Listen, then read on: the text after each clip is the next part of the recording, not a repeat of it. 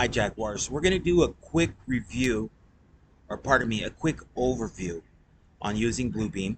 By now, you should have been able to download a copy of Bluebeam Review onto your computer, and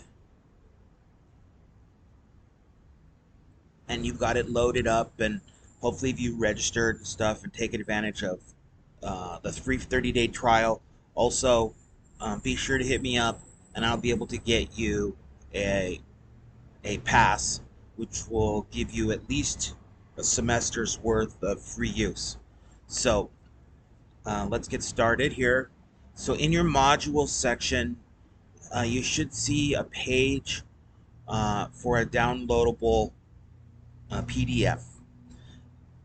And once you see that, like this, it's called title block. You click on it, it'll show you what it looks like. This is what it looks like. It's a piece of graph paper with City College's logo on there. And then you have this section that's fillable. And we're going to fill it out. And I'll show you one of the first simple things that you can do in Bluebeam. So let's get started. We'll download a copy of the title block. It's going to ask you where you want to put it. In my case, I'm going to drop it on the desktop, but you can find a good place for you to keep your files. More than likely, you're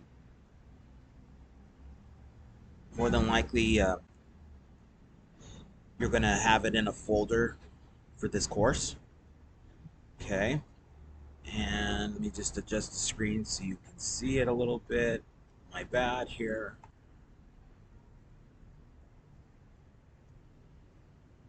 So you can see it down there at the bottom.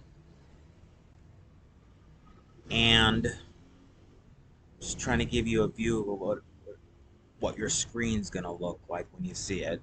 Okay, so there it is down at the bottom. But since we've put it on our title block, let's go to the title block.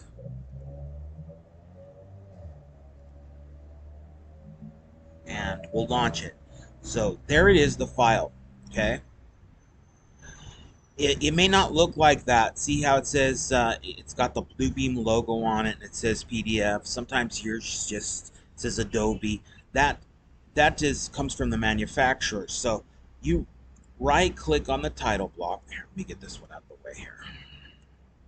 So there's the copy of the title block. You right click on it and you can click open, but not yet. If you click open with, you see that little drop down menu comes out. And these are the different applications that you can use to open a PDF. Okay, so when you click on review, I believe it'll make Bluebeam your default browser for that. And once it does, it pops up and it opens up. There's Bluebeam, and here's our sheet. Now I'm going to show you this. I use a mouse with a roller ball. I've evolved to using the mouse with a roller ball because you don't have to move your hand around.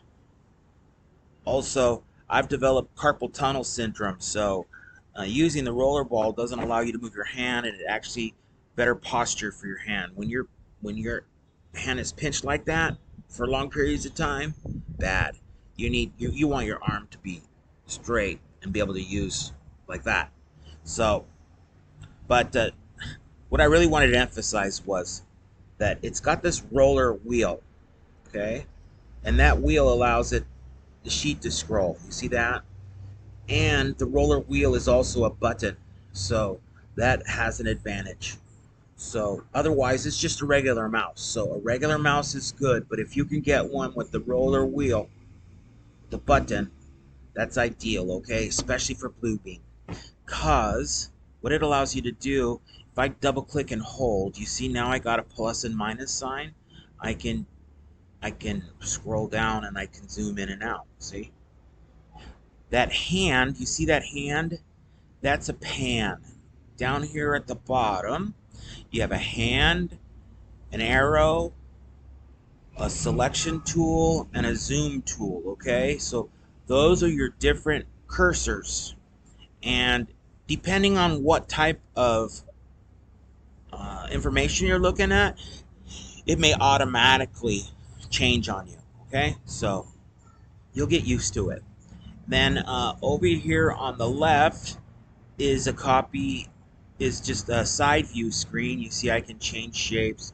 It also has these options, these buttons here, so that I can change the way I access. Like if I wanted to access my files, there's a little icon there with the file folder, a cabinet, if you will. And so here's a bunch of my files that I've recently had open. It allows you to go and say, oh, what did I last do? Oh, there's that title block, same under recents. So if you kind of forget where you put your stuff, file access will help you find it if it's fairly new. Also, it gives you a preview of what's on the other pages. So this is a thumbnail view will show you if this is a 100-page document, all 100 pages will be listed here, and it's a quick way to jump to it. But let's get to the basic lesson. Today we're going to fill out this bottom section. So I'm going to zoom in and make it a little bit larger. Click on there. There's the hand, so I just click and hold. See how that hand turns to the fist? It means it's grabbed the page. So if I scroll in any direction, I can just move the sheet around, okay? Now, we're going to fill this out, and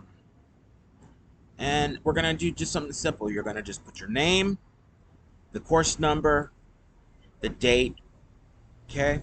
So, over here on the left side, these are quick access menu bars. So you can grab it, I can move it around, and shift it over to this side. I hope I didn't lose it. Where'd it go?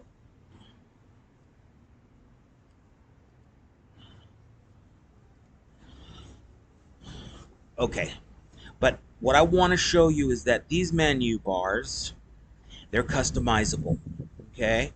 And they're quick menu bars. So if you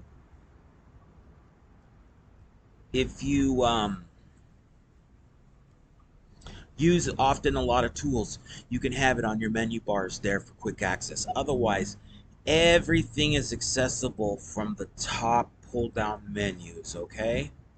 So we're going to go to tools and markup. Remember that term, markup. Markup is just for you to write on, able for you to mark up or write on a document, okay? Which you're going to do a lot. Okay, so when you open up the markup tool, you can see that these are the different tools that you can have accessible to you.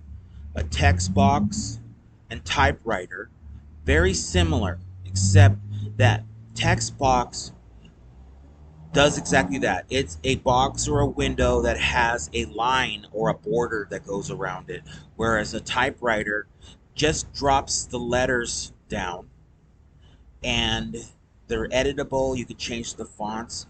You can also see you can make a note, so you can put little sticky notes on a page to share to other readers or colleagues. You can do call outs. In construction, when we are making changes and corrections and notations, we want it to be official, so we'll do a call out. You have your pen or highlighter, erasers. So that's when you're typing. If you want to type by hand or you want to highlight some text, you can do that. You've got shapes. You can draw lines and arrows. Polyline just means multiple lines in different. Hang on, let me pause for a second. Sorry, I had to pause for a second. A phone call just came in. I'm staying at a hotel, so sorry, guys. Okay, let's pick it up. We're almost done here. So up at the top, we go to the pull down menu for tools, and we go to our markup section, and we're going to go to typewriter. If you wanted, you can click on the W for write, and they have this little pin here. When you pin that down, then this other menu opens up, and it wants to know where do you want to keep a quick access of it. So when you pin it, you can add it to a menu bar. So there's different menu bars, and these are all the names of the different menu bars, okay? So if you put it on every menu bar, they all pop up, then you might as well just have use the traditional menu. But it's intended for quick access. Let's let the siren go by. So let's do it. We'll go to Tools, Markup. We're going to go to Typewriter. When you click on Typewriter, right up here at the top line is the edit bar for that particular text. And look at my cursor now, it's changed. And it's got that little letter symbol with that little crosshatch, okay? That's to create a box. It wants to know, where do you want to put your text? Well, let's see. We're going to go right here. We're going to click and hold. Try it again. Click and hold and drag.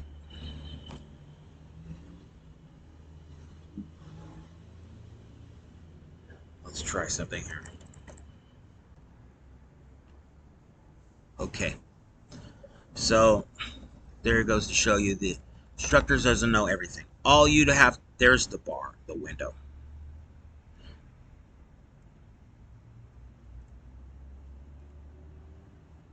As you can see, it's there, it's invisible.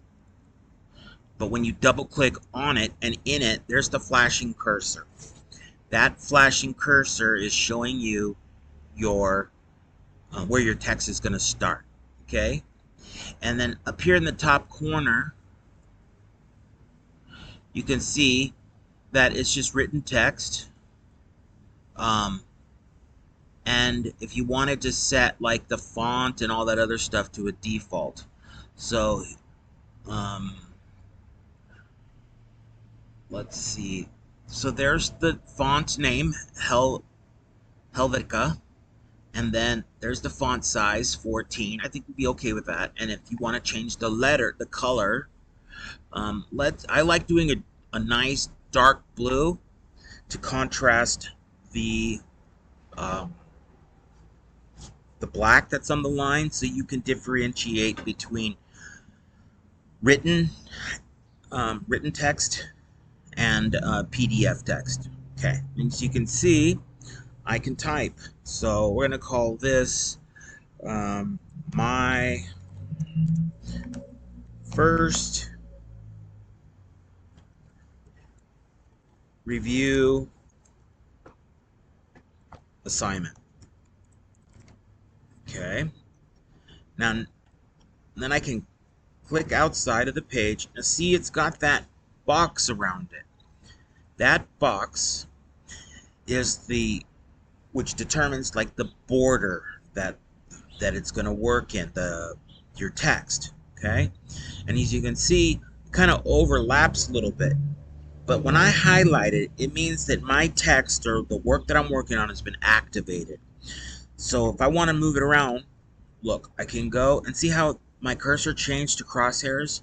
Click and hold and it'll allow me to move it around. Okay, now there it is, it's done. Okay, now I think, oh, it's a little bit close to the borders. I want to make it wrap, so I'll grab that bottom corner, any one of these bubbles, dots in the corner, or the ones on the sides are active. You can grab and hold on it. You click and hold on it, and see you can change the size of the window, the shape of the window. And I can grab it and move it over, centralize it. And see, and it wrapped it for me. Now, I'm going to double click on it. You see, there it is. It allowed me to edit again. And just like text, I'll just go scroll to where I want to edit. I'm going to delete backspace. And look, it also lets you know that you've got spelling errors. So if you wanted to click on that, you could just right click on it and it gives you spelling corrections. Okay. In my case, I want to capitalize, so I'm going to fix my spelling. Then I can just click outside of that area that I know is the box. and I'm going to change the shape of the box so it'll wrap again. Now I'm going to center it. Okay? Now that it's centered, I'm going to go back up here to some of my edit tools and see if I can't change the alignment.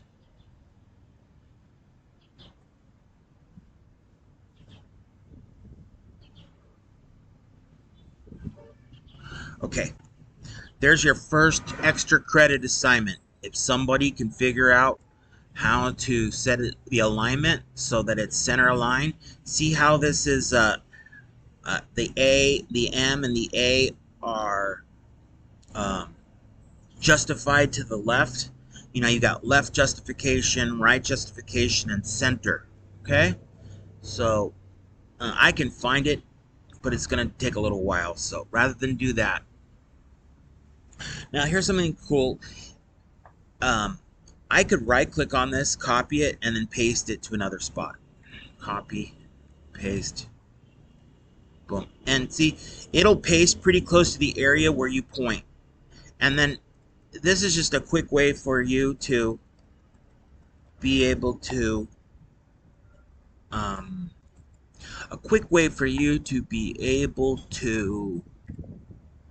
just go straight to texting again without having to go menu and all of that stuff.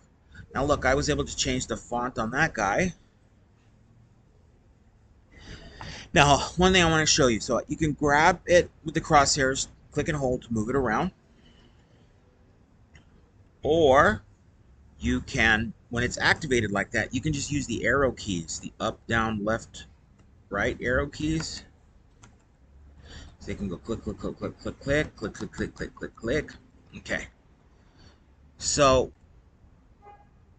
again, you can, if I were to copy this and then paste it, now it's gonna, let's see, highlight it, right click on it, click copy. Now right click again, click paste. See, it copied that first one. Now you remember it copied the one with the changes in the font style. So this is where copy and paste is really convenient, as opposed to going to tools, markup, typewriter, and then drawing a box, placing your text, and then typing, enter. Now it's in a box. I can highlight it like that. I clicked on it, and see, now I can change the size of the box. And maybe I want to change the font to tiny little fonts. Tiny little text. There it is. Too tiny. Can't even read it. There it is. Okay, tiny little font. And then, again, I can highlight it, right click, copy it, and paste. And there's the tiny little font. But maybe I'm going to change the text again. I'm going to add more. But see, now it's already in the settings that were saved. So that's why copying and pasting is some to your advantage, right? So if you have similar fonts, different colors already set up. So I'm going to take this one, I'm going to modify it, okay? You double click on it and you highlight it. Your edit bar will come up on top. Now you see it's highlighted just the word assignment. Control A is a universal way of selecting all. So just do Control A, and this is for all applications like Microsoft, Excel, even Canvas. Okay, so it's a very common command. So you can do Control A. Once I've done that, I've selected it. See, now it's all highlighted, so it only means that when I change the font, for example, to 20, and in this case, let's just keep it at 12, but I can change the color to red, and we're happy with that. Okay, now we're going to change the shape of the text, right? So what we're going to say, we're going to put your name, drawn by Antonio.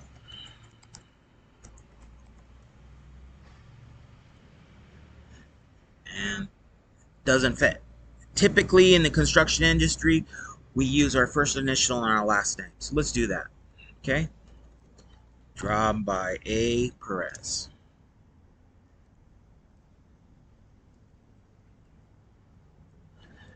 And then it's summertime for me. Class hasn't started. I'm just getting ready for you guys. So that one, oh, that one is real big. We'll move it right there. Sheet 1. And let me just take a quick, I'm going to pause for a second. Okay, I'm back. So I'm going to copy that text. Paste it right there. And now I'm going to double click on it. And I'll just backspace and I'll just erase everything. But it's got the formatting. CNST 116. Okay. Done. Now it's a little out of alignment, so I'll move it over. You can see the box that it's going to fit it in. Okay. If I wanted to change the shape of the box, I could. You see? Just so I know it fits where I want it to be. Same with the height. I can grab that bottom and I can truncate it. Doesn't want me to, which is fine. One thing I want to show you also, you see that little blue bar? That's a rotation bar. For whatever reason I wanted to turn it into an angle, I can. Just a little fancy stuff, okay? That you'll see it. It matters when you need to do it, okay? And let's see here. I'm gonna copy this.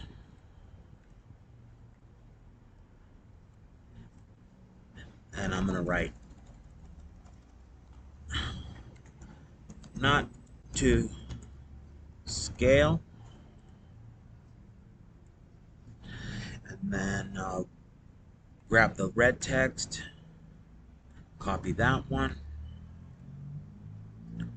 put it there, put today's date,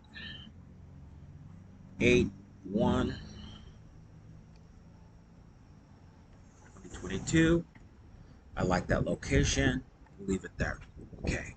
Up in the top left hand corner, you see the file pull down menu, and you'll see save. Okay. Save or save as is the same thing when it's the first time you're saving it. After that, if you want to rename a document, you could start with the original, mark it up, and then save it as something else. Okay. So there. Oh, see, that's what I did. See, I just saved it under the same name. I didn't want to do that. See, I should have did a file save as. File save as. That way I don't mess up the original. But I already kind of did. But I'll just download a fresh copy. So then what I will do is replace the fall 22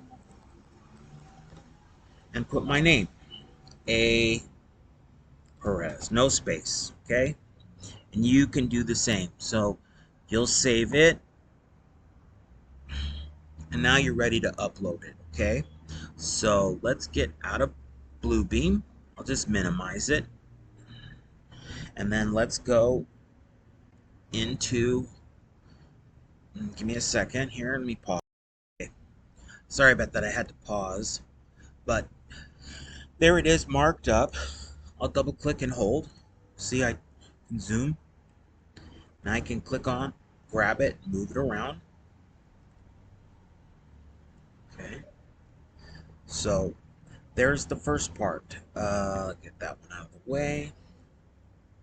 So that's the first part of you being able to do your assignment. Now you can save this and save it as a template. So if you wanted to save as and rewrite over that original one, fine. But put your name at the end of it, like we saved it. So that way when you save assignments, you can change those different parameters that we have in the file name set up. And then you have stuff already pre-filled out for you so that you don't have to fill it out again, right? You fill it out once in the beginning and then I just want to do some sketching and some drawing, you know. I just want to just I want to be an architect. I want to be a contractor. I want to be a designer. I just want to be able to do those things that I want to do. Now here's something. See, this is the multi uh, poly polyline. So you just click, click, click, and the line keeps extending. And when you want to be done, you hit C, which closes it. In this particular case, it can fill it in and make it solid. But I can also unfill it. See at the top? I can make it translucent. Just make it a plain line, you see? Or I can say, no, I want you to gray it out. Or, um, and you can gray it out, and then you can go over here and um, do other stuff to it. So that's your introduction to Bluebeam and being able to edit and write some text. So I'll just do File. I've already renamed it. So now I have to do is save. See, this is a tab right here, the top. You can click X and it'll close the file. See? Now just Bluebeam is open. You can go here to File Folder, go to My Recents, click on it, and it's back. See? So that's your first lesson. From this point, you can upload it onto Canvas. I can't do that for right now because your Canvas course is not totally built, so I don't have a place to upload it to show you how to do that. But if you have problems, just send me an email. If you want to send me the file directly, that's okay, but I'd rather you post it on the URL on Canvas, and I'll give you a chance to do that, or I'll make another video to show you how to do that. Okay, that's it. If you have any questions, post it in the Q&A. If it's something that's personal, send me an email or post it in the inbox. And yeah, that's it. Thanks. Take care.